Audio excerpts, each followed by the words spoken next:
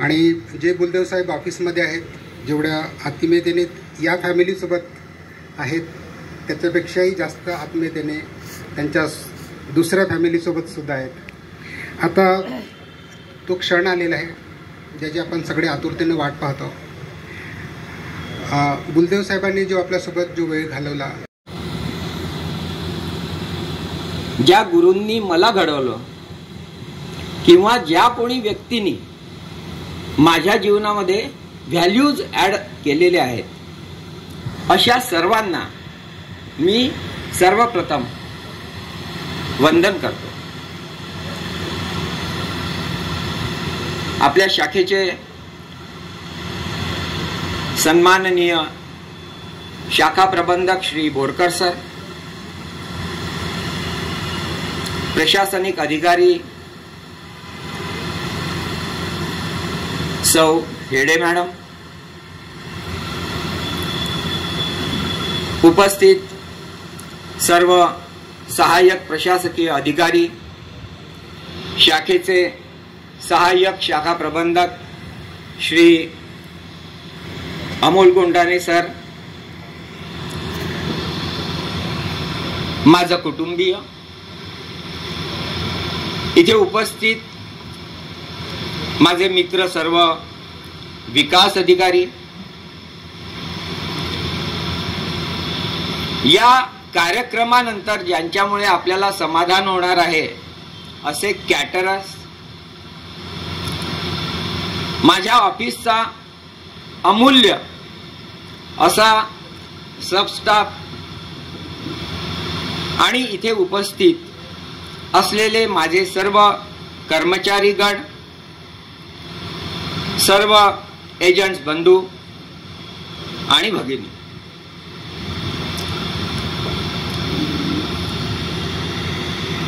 बऱ्याच कार्यक्रमामध्ये मी बोलतो,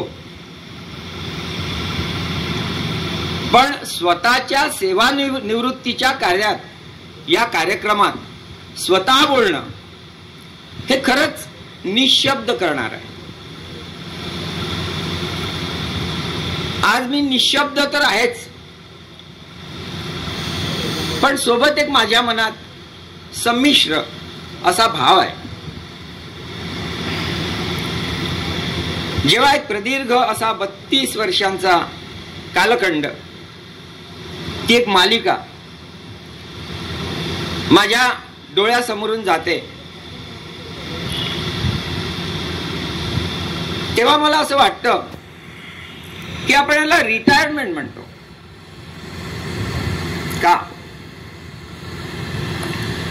रिनोव्हेशन, रिहॅबिलिटेशन, हा रिटायर्ड का झाला? म्हणजे याचा अर्थ कधीतरी एकदा टायर्ड झाला असावा. हा दुसऱ्यांदा आहे. दिस इज सेकंड टाइम. जन्म झाल्यापासून तर आपण आपल्या वयाच्या 23 वर्षापर्यंत शिक्षणाच्या माध्यमातून संस्कार घेत घेत, शिक्षण घेत घेत अशा एका स्थितीला येऊन पोहोचतो आणि एक लढा सुरू होतो पहिला, ज्यासाठी आपण एक थकतो, आणि तो लढा असतो नोकरी मिळवण्याचा.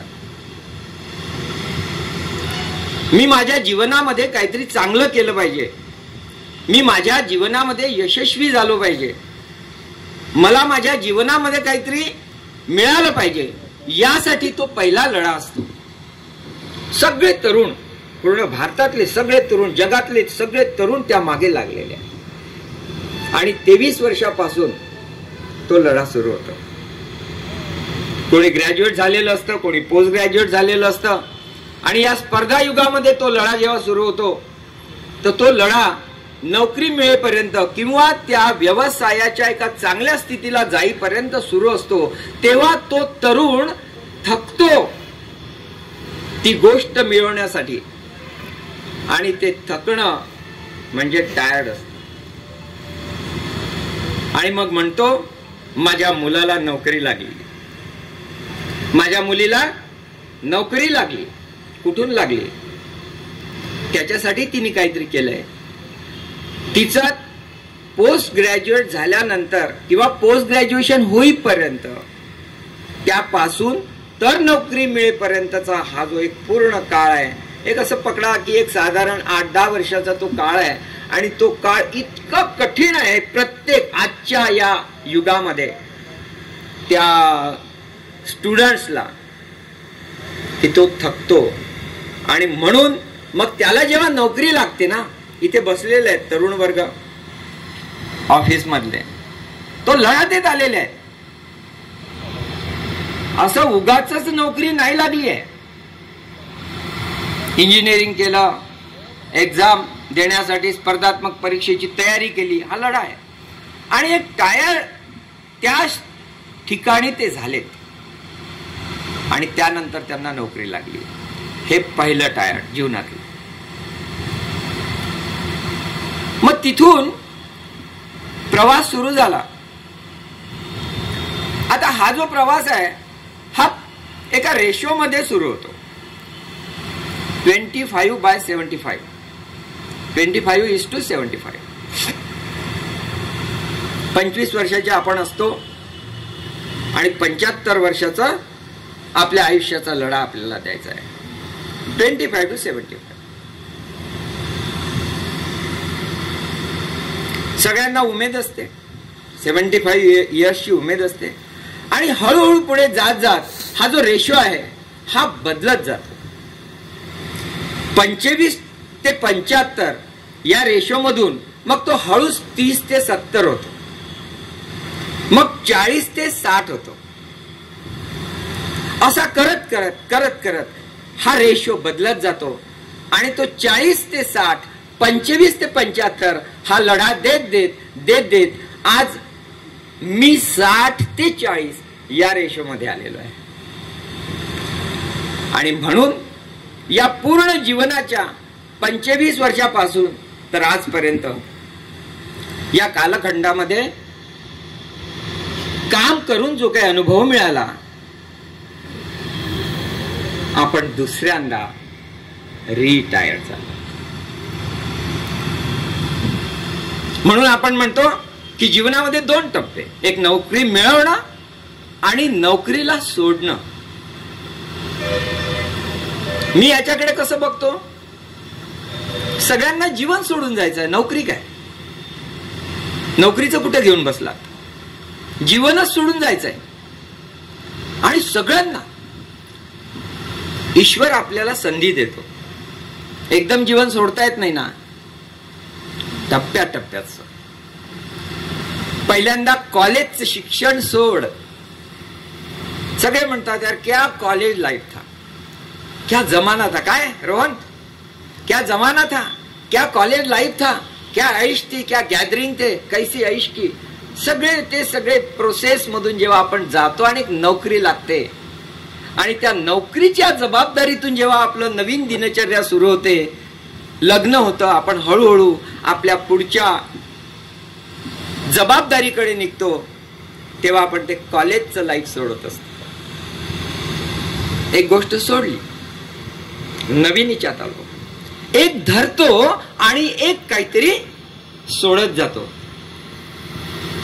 असं सोडत सोडत सोडत सोडत तो मुलगा जो असतो ना, ज्याला आपण म्हणतो माझा मुलगा, माझा मुलगा, माझा मुलगा, माझी मुलगी, माझी मुलगी, मुलगी, म्हणजे सन डॉटर, हे जे त्याच्या डोक्यामध्ये असतं, तो एक दिवस पिता बनतो, ती एक दिवस माता बनते. मग तिला कळतं, अरे माझं हे जे आतापर्यंत बालपण होतं, मुलगा मुलगी, मुलगा मुलगी, हे जे बालपण होतं, आज मी आई बनली आहे किंवा मी आज वडील बनलेलो आहे, म्हणजे त्याला ते सुद्धा सोडावं लागतं. काय सोडावं लागतं? मुलगा आणि मुलगी हे जे त्याच्या सोबत चिपकलेलं जे त्याचं नातं आहे ते त्याला सोडावं लागतं. आता तू पिता आणि आई म्हणून चाल. म्हणजे हे सोडणं हे आपल्याला निसर्गाने शिकवलं आहे. आणि असं शिकवत शिकवत शिकवत शिकवत 60व्या वर्षी नोकरी सोडावी लागते. मी या अर्थी या माझ्या रिटायरमेंटच्या सोहळ्याकडे बघतो आणि मला कळतं की मी अनेक गोष्टी सोडत आलो, काहीतरी धरत आलोय. आता पण मी हे सोडतोय तर मी काहीतरी पुन्हा धरेन, पुन्हा मला काहीतरी सोडावं लागेल, मला पुन्हा काहीतरी धरावं लागेल. असं करत करत एक दिवस मला काठीही धरावी लागेल. Am I right or wrong? सगळ्यांना एक दिवस काठी पण धरावी लागेल. मी माझ्या जान्हवीचा हात देखील धरेल की बेटा पाशील, पायरीवरून चढताना माझा हात. म्हणजे काहीतरी सोडत असताना काहीतरी धरणं हे प्रत्येकाचं काय आहे? जीवन. आणि या सगळ्या कालखंडामध्ये मी हे शिकलो. माझं शिक्षण MSc मॅथमॅटिक्स. मला माझे मित्र म्हणायचे तू LIC काय जॉईन केली? म्हटलं का? पण तू MSc मॅथमॅटिक्स आणि तू इन्शुरन्स विकणार. म्हटलं मग? आणि गणित कुठं आलं? ह्याच्यात गणित कुठं आलं? तू जे मॅथमॅटिक्स एवढा शिकला, थेरम, पायथागोरस, हे ते सगळं काही शिकला, ते जीवनात काय करणार आहे तू त्याचं? आता तर तुला मनी बॅक पॉलिसी विकायची आहे. आणि त्याच्यात इतकं कसलं गणित आहे? बोनस कॅल्क्युलेशन केलं झालं. तो तर 10वीचा मुलगा करतो. LIC तर 10वी शिक्षण मागितलंय. मग तुझं MSc राहून काम काय? मी म्हटलं बेटा जीवन हे 100 वर्षाचं आहे, कोणाचं कितीही असो, पण एकंदरीत जीवनाचं वर्ष जे सर्वांना माहिती असलेलं आहे ते आहे 100 वर्ष. आणि या 100 वर्षाच्या जीवनामध्ये गणितच तर आहे. यार माझं तेव्हा एक ते गणित चुकलं, माझ्या जीवनात हा निर्णय चुकला. अरे आपल्या जीवनात ज्या समस्या आहेत त्या समस्याला सोल्युशन नको, आणि जीवनाचं सोल्युशन देणं, जीवनाचं सोल्युशन समजून घेणं, हे जेव्हा कळतं ते जीवनाचं गणित आहे.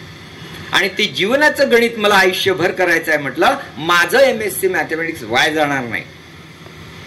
फक्त मी त्याला इंटिग्रेशन शिकवणार नाही, डेरिव्हेटिव्ह शिकवणार नाही, मॅट्रिक्स शिकवणार नाही, दुसरं काहीतरी माध्यमातून दुसऱ्या फॉर्म्युल्यातून मी त्याला जीवनाचं गणित शिकवेन. आणि मी तर शिकलेलोच आहे, मी पण त्याचा फॉर्म्युला वापरेन. आणि असं करत करत मी माझ्या जीवनाला जगेन आणि माझ्यासोबत जे काही माझ्या संपर्कात येतील ते देखील त्या पद्धतीने जगतील.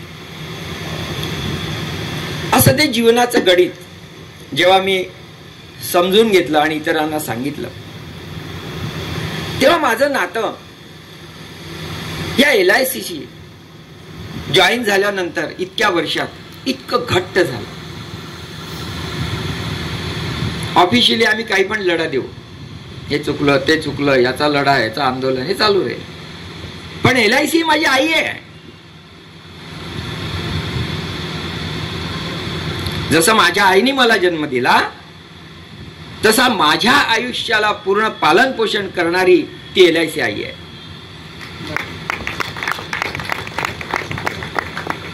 कोरोना सारख्या काळामध्ये माझ्या एजंटांना न मागता 50,000चा ऍडव्हान्स देणारी ती माझी आई आहे.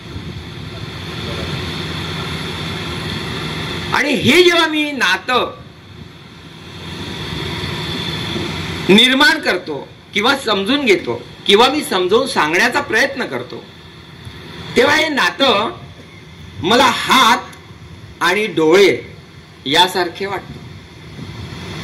हे नातं हात आणि डोळे यासारखं का वाटतं?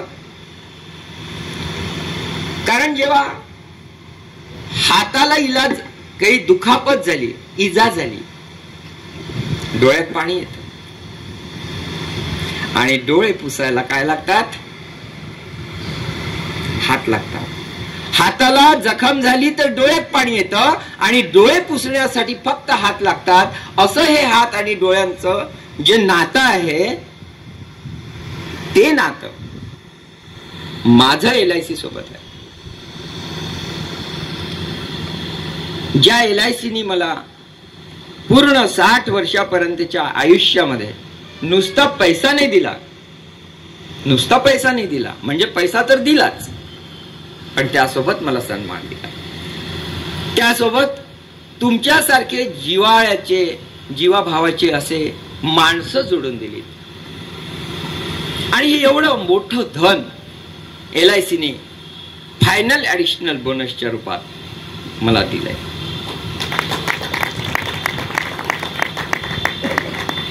You cannot count the rate of the final additional bonus. LICच्या बोनसला असेल रेट, माझ्या फायनल ॲडिशनल बोनसला रेट नाही. तुम्ही अमूल्य आहात. पूर्ण 60 वर्षाच्या कारकिर्दीमध्ये जो 32 वर्षाचा कालखंड मी घालवलाय, या 32 वर्षामध्ये प्लस मायनस तर होणार, चढ उतार तर होणार, पण त्या शेवटच्या दिवशी इतकं कौतुक ऐकलंय मी माझं, इतकं कौतुक ऐकलंय मी. पूर्ण 32 वर्षात एवढं माझं कौतुक नाही ऐकलं. एवढं कौतुक मी आज माझं ऐकलंय. आणि हे कौतुकाचं धन माझ्या मनातलं काव्य संग्रह बनेल आणि त्याचं नाव असेल कौतुकाचं धन.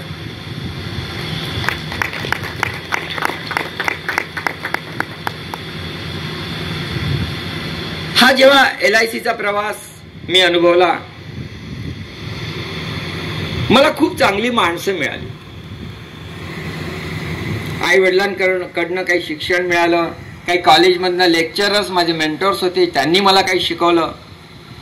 त्यांनी मला सांगितलं की समोरचा जो माणूस आहे तो वाईट आहे की चांगला आहे हे त्वरित नाही सांगायचं, लगेच नाही व्यक्त करायचं. हा वाईट आणि हा चांगला न.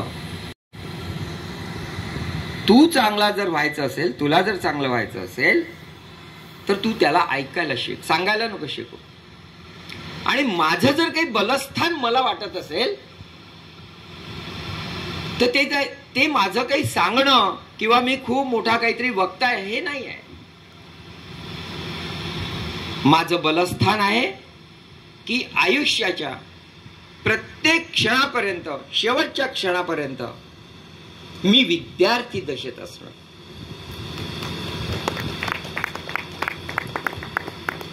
शिक्षकाच्या भूमिकेत असणं हे माझं बलस्थान नाही. मी विद्यार्थी दशेत असणं हे माझं बलस्थान.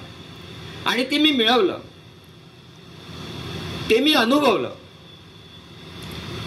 आणि तो देखील एक साठा, समुच्चय फायनल ॲडिशनल बोनसच्या रूपात माझ्याकडे आहे.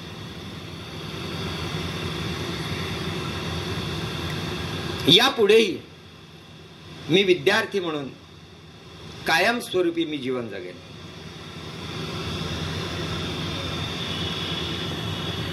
हे मी यासाठी सांगतो की माझं एका 3 वर्षाच्या छोट्या बाळासोबत पटतं.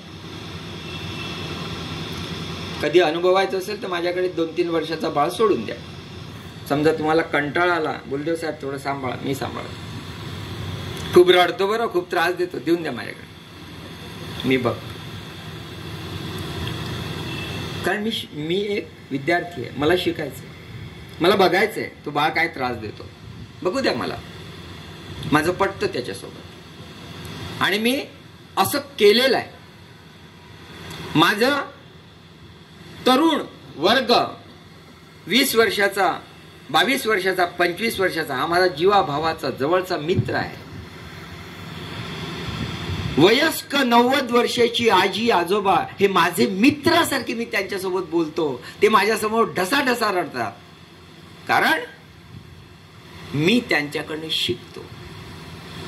मी त्यांना शिकवत नाही, मी त्यांच्याकडनं शिकतो. आणि हे शिकणं हे सतत म्हणजे त्या विद्यार्थी दशेत असणं, याला मी माझं बलस्थान समजतो. आणि खरंच सांगतो मी तुम्हाला, याच कारणाने मी जीवनामध्ये काही करू शकलो. आणि मी माझ्या एजंट्सला सुद्धा सर्वांना हे सर्व देऊ शकलो. आज जे तुम्ही प्रेमाने आलात ना, जसं मॅडमनी सांगितलं की सरांनी कधी बिझनेस विचारला नाही, पण बिझनेस करवला ना. विचारला नाही पण केलं काय, शेवटी तुम्ही केला तर बिझनेसच ना. कारण त्या व्यक्तीच्या अडचणी सोडवल्या मनाच्या की तो व्यक्ती धावत सुटतो. क्रोनॉलॉजिकल एज असतं व्यक्तीचं. क्रोनॉलॉजिकल एज म्हणजे काय की जे क्रमाने येणारच, त्यात काय आश्चर्य. आजचा दिवस संपला, उद्याचा दिवस येणार. क्रोनॉलॉजिकल एज ते येणार, 100% येणार. दुसरा आहे बायोलॉजिकल एज. तुम्हाला देवाने जे शरीर दिलेलं आहे त्या शरीराला चांगलं ठेवणं, त्या शरीराची जे काही तुम्हाला देखभाल करायची आहे, त्याला तंदुरुस्त ठेवायचं आहे, ते तुमचं बायोलॉजिकल एज आहे. आणि तिसरं आहे तुमचं मनाचं वय. याला कोण म्हातारं करणार? शरीराला म्हातारं करणार. क्रोनॉलॉजिकल एज तुमचं वय वाढवणार. मनाच्या वयाला म्हातारं कोण करणार हो? माझं चिरतरुण मन आहे समजा, ते जर समजा लहानपणी होतं आणि ते जर मी कायमस्वरूपी टिकवू शकलो तर माझं बायोलॉजिकल जे एज आहे ना ते मला सपोर्ट करतं. म्हणून माणूस आजच्या तारखेला जर हतबल होत असेल तर हा मानसिक तणावामुळे जास्त हतबल होतो, कामामुळे हतबल नाही होत. शरीर सर्वांना छान आहे. आज तुम्ही जेवढे काम करता कदाचित त्यापेक्षा मी कमी करत असेल, इतके शरीराने तुम्ही जास्त काम करता. पण जेव्हा वेळ प्रसंगी आपण बघतो की आपलं मनाचं कुठेतरी जे आपल्याला पाहिजे बळ ते आपल्याला जाणवतं की आपल्याला कमी पडते, चिडचिड होते. आणि ह्या चिडचिडीतून मग आपल्याला बायोलॉजिकल एजवर परिणाम होतो, मग ज्याला आपण डायबिटीज, ब्लड प्रेशर या नावाने संबोधत. आज आहे की नाही? भारतामध्ये सगळ्यात जास्त डायबिटीज आणि ब्लड प्रेशरचे रोगी आहे. मग हे डायबिटीज, ब्लड प्रेशर कुठून येतं? त्या तणावातून निर्माण होतं. आणि हा तणाव आजच्या या काळामध्ये सर्वांना आहे. या तणावाशिवाय कोणी नाही आहे. आमचे जुमडे साहेब या वयामध्ये बिनधास्त बॅडमिंटन खेळतात, त्यांच्यातून प्रेरणा मिळते. हे जे शारीरिक त्यांचा फिटनेस आहे, त्यांची फ्लेक्झिबिलिटी आहे, हे कुठून येते? काही लोक वयाच्या 40व्या वर्षी, 30व्या वर्षी म्हणतात माझे पाय दुखतात, माझी कंबर दुखते, माझ्याकडनं वाकणं होत नाही, मला जिना चढताना थोडं हळू यावं लागतं, किंवा माझ्याकडनं सकाळी एक्सरसाइज होत नाही. रोडवर फिरणारे 90% लोक डॉक्टरांनी सांगितलं म्हणून फिरतात, ते नाही फिरत. आणि 10% लोक स्वतः फिरतात. मग त्या 90% बसण्याच्या ऐवजी जर समजा आपण त्या 10% कायम राहण्याचा प्रयत्न केला तर आपण तंदुरुस्तच आहोत. बरोबर आहे की नाही? तर ह्या सर्व प्रवासातून जे मी शिकलो ते मी तुमच्या समोर कथन करण्याचा प्रयत्न केला. आणि आपली जी आवड असते त्या आवडीनुसार एक तर आपण आपलं ध्येय गाठलं पाहिजे. पहिला पॉइंट, जर आपल्याला ज्या गोष्टीची आवड आहे ते आपण साध्य केलं पाहिजे. नाही जर तसं घडलं नाही तर जे तुम्हाला मिळालेलं आहे त्याला आवडून घ्या. यात आवडीचं करा. पहिले ठरवा माझं हे आवडीचं आहे, हे मी जीवनामध्ये करेल. केलं ना, मग आज तुम्ही LIC एजंट बनलात ना, आज मी विकास अधिकारी बनलो ना, आज मी कोणीतरी असिस्टंट ऑफिसर कोणीतरी बनलोय ना, मग मला आवडतं की नाही आवडत दोन्हीही असू शकतं. मला नाही आवडत हे पण असू शकतं, मला आवडतं हे पण असू शकतं. पण जर आवडीची गोष्ट करायची असेल तर एक तर ती करा, नाही तर जे मिळालेलं आहे त्याला आवडूनच घ्या. या दोनच गोष्टी मानवाच्या हातात आहे. आणि मी तेच केलं. मला आवडलं. मला माहित नव्हतं मला जीवनामध्ये काय बनावं लागेल, मला माहिती नाही. पण माझ्या आई वडिलांचा एक अनुभव फक्त तुमच्या समोर कथन करतो की जेव्हा हा पहिला टायर्डवाला जो प्रवास माझ्या जीवनाचा सुरू होता, टायर्ड म्हणजे नोकरी मिळवण्याचा प्रवास, तो टायर्ड प्रवास आहे. हा रिटायर्डवाला आहे. तो प्रवास सुरू असताना ठरवलं की आपण एक्झाम द्यायची, पास करायचं आणि एक चांगली नोकरी मिळवायची. एक्झाम दिली, पास झालो. डेव्हलपमेंट ऑफिसरच्या ह्याच्यात माझं लिस्टमध्ये नाव आलं. ओके, पुढे पुन्हा इंटरव्ह्यू होते. इंटरव्ह्यू देऊन आलो. इंटरव्ह्यू देऊन आल्यानंतर तेव्हा एक टेलिग्राम प्रकार होता. आता तर आपलं खूप फास्ट जग खूप पुढे गेलेलं आहे. तेव्हा असं नव्हतं. तेव्हा टेलिग्राम प्रकार, आता बंदही झाला, कायद्याने पण बंद झाला, पण तेव्हा होता. मी माझ्या आईबाबांसोबत जेवायला बसलो असताना माझी आई म्हणाली, बेटा तुला नोकरी कधी लागेल रे? आयुष्यभर नुसतं शिकतच आहे, मला कधी नेशील, कधी तुझ्या घरी नेशील, कधी हे माझं चुलीवरचं ही सगळी प्रोसेस बंद होईल, तू मला म्हणजे तुला कधी नोकरी लागेल का? अगं म्हटलं असं का म्हणतेस? मी माझ्या जीवनात पहिल्यांदाच तर एक्झाम दिली, पहिल्यांदाच तर मी इंटरव्ह्यू दिला, अजूनपर्यंत काय आलंच तर नाही. त्यांना घाई कशी असते, चट मागणी पट शादी. इकडे इंटरव्ह्यू देऊन आला, हा काय म्हणे मग झालं का सिलेक्शन? अगं एवढ्या लवकर नाही होत ना आई, त्याची लिस्ट असते, वेळ लागतो. माझ्या आईला खूप घाई. बर, आणि मग हळूहळू मग तिच्या ते डोक्यातून निघून गेले, याला काही लागेल असं वाटत नाही म्हणे. म्हटलं बरं ठीक आहे. आणि मी माझे बाबा आणि आई जेवत होतो आणि तार आली. तेव्हा तार म्हटलं की असं धसकन व्हायचं, बापरे तार. आणि ती जेवताना बाबा चुपचाप गेले बाहेरच्या बाहेर. कोणालाही वाटलं कोणीतरी गेलं.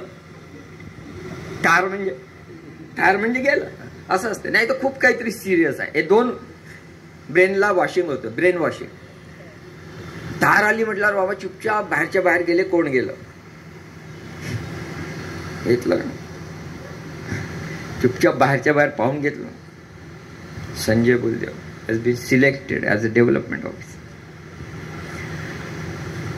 आणि आत इकडे येईच ना स्वयंपाकघरात. म्हटलं काय झालं, बाबा का अडकले? आम्हाला माहितच नाही, आम्ही जेवणच राहिलो. आणि रडत बसलो. म्हटलं बाबा झालं काय? म्हणे तार आली. म्हटलं कोण गेलं? कारण तार पण आली आणि रडत पण आहे. बेटा म्हणे तुला नोकरी लागली.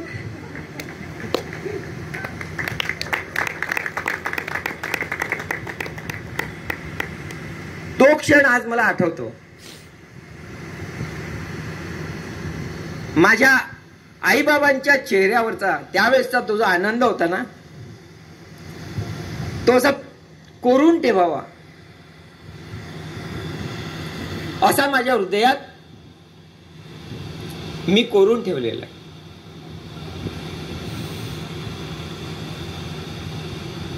त्यानंतर माझे आई बाबा माझ्याकडे असेपर्यंत माझ्या आईला हे कळत नव्हतं की तू LIC नोकरी लागली, एवढं कळलं तिला. पण LIC जॉब काय हे नव्हतं माहिती, तिला एवढं कळत नव्हतं. 3रा वर्ग 4था वर्ग शिकलेली माझी आई, तिला हे काही कळत नव्हतं. मी आपला ऑफिसमध्ये जायचो, ऑफिसमधून यायचो, माझ्याकडे पैसे राहायचे, दुसऱ्या दिवशी भरण्याचे. तिने आयुष्यभर माझ्याकडे पैसे पाहिले. म्हणजे तू कॅशियर आहे का?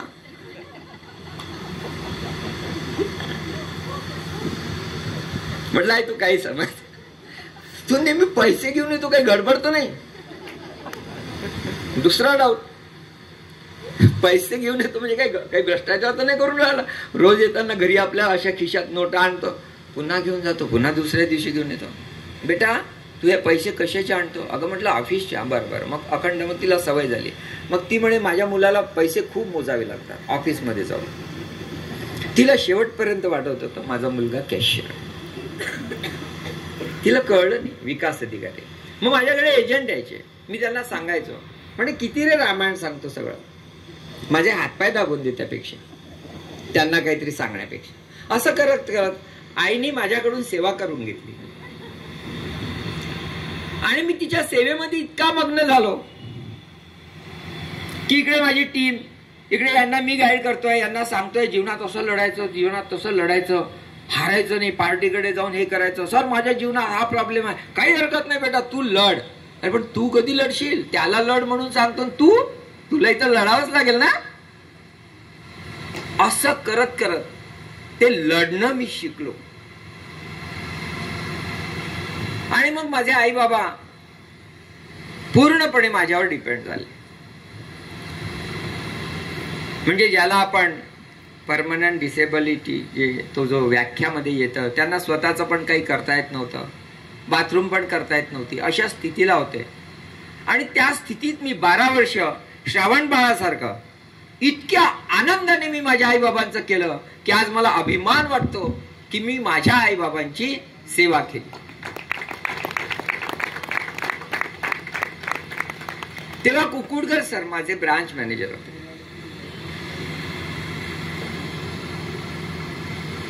दोन वर्ष झाल्यावर त्यांना कळलं की म्हणे मला असं कळलं म्हणे की तुम्हाला आईची खूप काहीतरी म्हणजे काळजी घ्यावी लागते म्हणून तुम्हाला दुपारी उशीर होतो.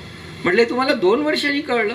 म्हणजे तुम्ही कधी जाणूच दिलं नाही की एवढं सगळं करून तुम्ही दुपारी हे सगळं करून येता म्हणून.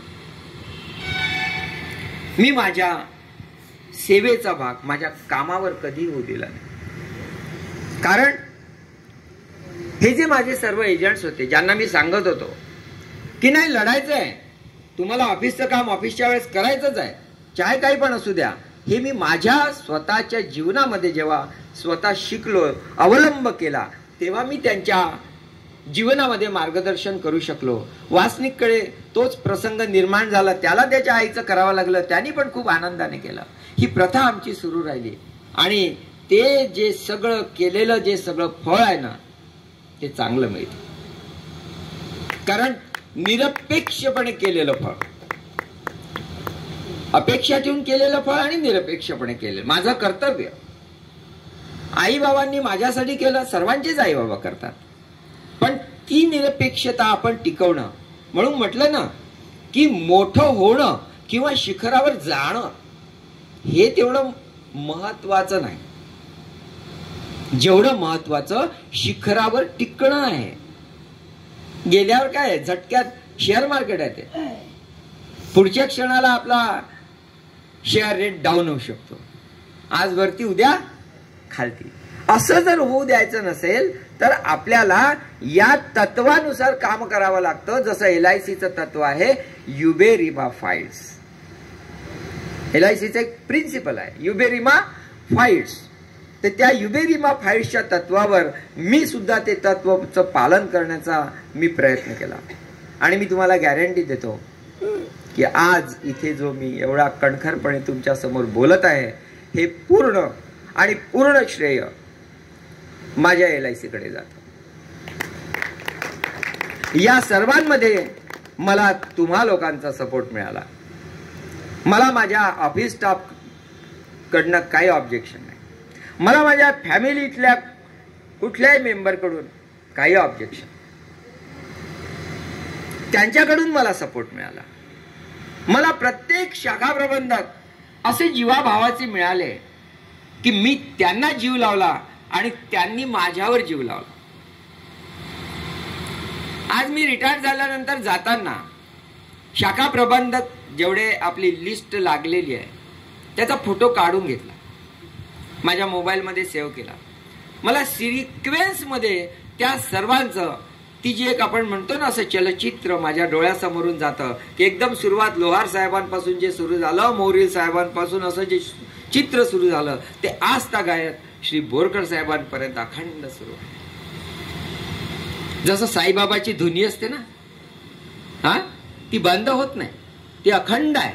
तशी अखंड सेवा, अखंड प्रेम, अखंड प्रेरणा स्त्रोत मला माझ्या शाखा प्रबंधक कडनं मिळतं. आणि हे मी माझ्या जीवनामध्ये शिकलो. मी माझ्या विकास अधिकाऱ्यांकडून शिकलो, मी माझ्या एजंट्स कडून शिकलो, मी छोट्या मुलांकडनं शिकलो, मी मोठ्या व्यक्तींकडनं शिकलो, मी तुमच्याकडून भरपूर शिकलो. तुम्ही माझे प्रेरणास्थान आहात. आणि हे सर्व करत असताना, सांगत असताना मला तुमच्या प्रती सुद्धा प्रचंड अभिमान वाटतो. बरेचदा आपण म्हणतो की कामाच्याच गोष्टी केल्या पाहिजे, असं काही नाही. अनौपचारिक गोष्टी करून सुद्धा मन हलकं होतं. हिरडे मॅडम कडे जाऊन आम्ही सहज आपल्या 2 गोष्टी इकडल्या तिकडल्या, मॅडम अगदी 7 मजली हास्यातून मस्त विनोद करून बिनधास्तपणे बोलतात. ती मॅडमची क्वालिटी आहे. आता पण हसत आहे, बघून घ्या. तर हे जे हास्य असतं ना, हे हास्य सगळ्यांच्या आतमध्ये आहे, सगळ्यांच्या आतमध्ये आहे. आपल्याला 2 मन असतात, एक बाहेरचं आणि एक आतलं. बाहेरचं मन म्हणतं चुपचाप राहा, बोलू नको, सगळ्यांच्या समोर असं करू नको. आतलं मन म्हणतं अरे कर ना, काही नाही होत ना, कर.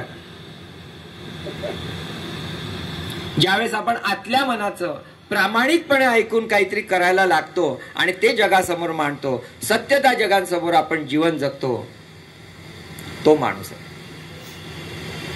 आणि जेव्हा आपण बाहेरच्या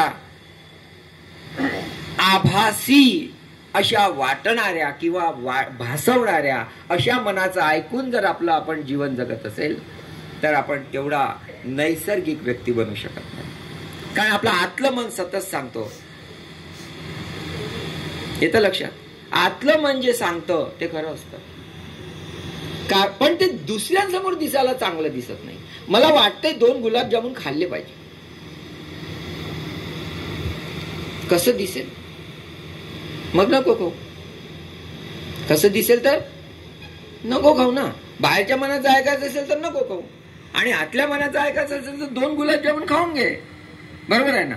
आतल्या विचारांचं कितीतरी गोष्टी आम्ही ऐकत नाही. तो तुम्हाला करेक्ट सूचना देत असतो, तो करेक्ट सांगत असतो, तुझी कंबर दुखते आहे, तुला त्रास सुरू झालेला आहे. आतलं मन सांगतो, हा हे ते कोणी पोझिशन घेऊन असा दाखवण्याचा प्रयत्न करतो की I am fit and fine, मला काही झालेलं नाही. जितकं बाहेरच्या मनाचं मी ऐकत गेलो तेवढं मला आतल्या मनाने सांगितलं की बेटा तुझी फसगत होणार आहे, लक्षात घे, तू माझं ऐकत नाहीये, तुझी कंबर दुखते आहे, तू प्रामाणिकपणे मान्य कर, फिजिओथेरपीची गरज आहे, तू ते सगळं कर, सर्वांच्या समोर कबूल कर की येस माझी थोडी आजकाल कंबर दुखते आहे. उगाच आपले आडेवेडेपणा करून त्या बाह्य मनाचं दाखवून उगाच